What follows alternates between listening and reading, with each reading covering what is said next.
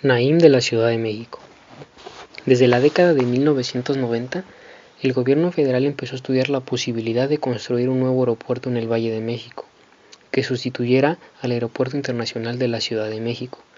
Históricamente, detrás de cada proyecto de desarrollo a gran escala construido en México, hay especulación inmobiliaria, privación de tierras públicas y varios precedentes de violación de leyes, entre ellas las leyes ambientales.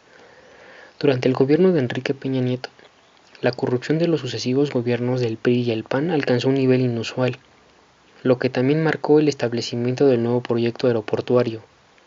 Aunque su viabilidad aún debe de determinarse en el terreno frente al lago de Texcoco, ha sido irreversible este daño. Desde el año de 1999 es que los promotores inmobiliarios y la Comisión Nacional de la Conservación del Agua han comprado terrenos cerca del área para construir lo que se conoce como Aerotrópolis. En octubre del 2001, el entonces presidente Vicente Fox anunció la construcción de una nueva terminal en el área de Texcoco. Para ello, se expropiaron 5.391 hectáreas de tierra, entre las que se encuentran los de San Salvador Atenco, Texcoco y Chimalhuacán, que afectarán a más de 4.000 familias. De los ejidatarios de San Salvador Atenco, el gobierno federal anunció la cancelación del proyecto a gran escala y la construcción de una segunda terminal en el Aeropuerto Internacional de la Ciudad de México, como solución a corto plazo. En 2014, luego de solicitar estudiar alternativas al nuevo aeropuerto, el presidente Enrique Peña Nieto reinició el proyecto de Texcoco sin consultar primero a los ejidatarios.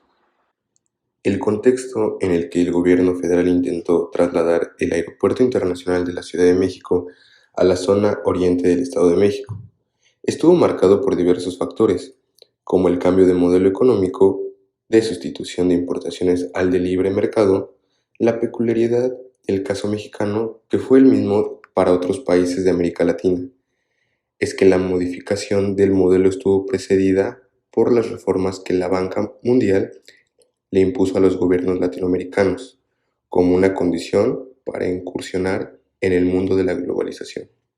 El Aeropuerto Internacional de la Ciudad de México se creó en 1932. Su infraestructura se construyó 20 años después de su fundación, en 1952. A la fecha de redacción del presente trabajo, tiene 58 años de vida activa. Ofrece servicios de transporte aéreo a 21 millones de viajeros anualmente. En sus instalaciones se efectúan 340.000 vuelos por año y se ocupan en aproximadamente 20.000 personas.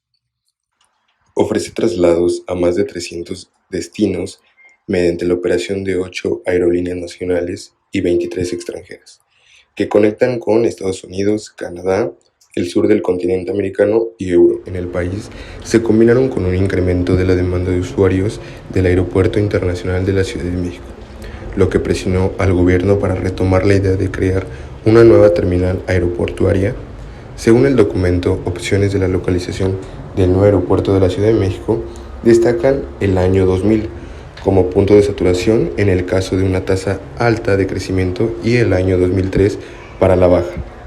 El documento establece que las posibilidades de ampliación del edificio terminal se encuentran limitadas por la falta de superficie disponible, debido a que se trata de un espacio rodeado por los estados de México, Morelos, Hidalgo, Puebla, Tlaxcala, Querétaro y el Distrito Federal. A estos se agregarían Guerrero y Michoacán, promoviendo la industria y el sector del comercio y los servicios, propiciando una mayor actividad mediante el enlace de las cadenas productivas, mejorando la calidad de vida y uniendo la estructura productiva a la globalización. México se construye en un terreno federal de aproximadamente 4.400 hectáreas, ubicadas en los municipios de Atenco, Ecatepec y Texcoco en el Estado de México. Objetivos del Naim. Como primer punto, se convertiría en un ícono para la industria de la aviación, tanto en México como a nivel global. En este sentido, sería una manera muy eficiente con traslados rápidos de salidas y llegadas, que proporcionaría una experiencia de calidad, tanto para viajeros como para los visitantes del aeropuerto. Por otro lado, contaría con altos estándares de calidad en los servicios y una infraestructura funcional e innovadora. Y por último, sería un aeropuerto sustentable, social y financieramente rentable. ¿Por qué el gobierno federal no consultó a los afectados? La respuesta no ha sido resuelta por los estudios que se han realizado sobre el tema. Se da como un hecho el desinterés del gobierno por las comunidades, por sus tradiciones y costumbres. Asimismo, se considera como consustancial la existencia de un espíritu autoritario del gobierno, ya que el PAN es ubicado a la derecha en el sistema partidista. Finalmente, al entonces presidente Fox se le aprecia como un empresario incapaz de gobernar porque no supo manejar el saldo favorable que logró al derrotar al PRI y su gobierno y que, con el tiempo, se transformó en incertidumbre para la población por la forma banal de ejercer el poder, sustentado en la mercadotecnia y orientado hacia el beneficio personal. Para trasladar la terminal aérea a la región oriente del Estado de México, se requería que el gobierno federal contara con una estrategia que implicara que la población entendiera la creación de una nueva terminal como si fuera también parte de sus propósitos o que, por lo menos, no se resistieran. El gobierno requería de una estrategia en la que se reconociera el rezago en que se encontraba el Aeropuerto Internacional de la Ciudad de México, pero también hacer partícipe de los beneficios a las fuerzas políticas, sociales y locales, que de alguna manera serían afectadas por la medida gubernamental. Como el objetivo del gobierno no era ese, utilizó recursos del pasado y se olvidó del escenario. Expropió las tierras ejidales haciendo uso de recursos que formaban parte del anterior sistema político. Trató a los campesinos como antiguos ejidatarios, como si no se hubiese llevado a cabo las reformas del 27 constitucional, que le otorgó a los ejidos personalidad jurídica propia. No quiso reconocer que los gobiernos de Texcoco, así como otros municipios de la región gobernados por el PRD, son una fuerza institucional que, al ver afectados sus intereses, se apoyaron en los nuevos derechos políticos y jurídicos que les otorgan las reformas del 115 constitucional, que concedió a los gobiernos municipales autoridad para decidir sobre el cambio en los usos del suelo. El proyecto lleva un impacto ambiental que aumentará las emisiones de gases de efecto invernadero, dado que el Naim, una vez operado en su totalidad, prevé aumentar 4 veces la capacidad del aeropuerto actual al construir 6 pistas de uso simultáneo contra las 2 del aeropuerto actual y así alcanzar los 27.400 vuelos diarios, entradas y salidas. Se incrementará la quema de combustible fósil que usan los aviones, lo que repercutirá en mayor emisiones de dióxido de carbono en la atmósfera. Agravará el problema de mala calidad de aire. Al ser los aeropuertos una fuente importante de contaminación atmosférica y emisiones de gases de efecto invernadero, el oriente de la zona metropolitana de la Ciudad de México estará altamente expuesto debido a su cercanía con el Naim. Además, por la predominancia de los vientos en esa parte de la cuenca en relación con la ubicación del aeropuerto, se prevé que también empeore la calidad del aire al sur de la Ciudad de México, que anidan buscando alimento o transitan en esa zona. La desecación del remanente del lago de Texcoco modificará de manera irreversible el patrón de comportamiento de las aves, obligándolas a desplazarse a lugares aún más hostiles.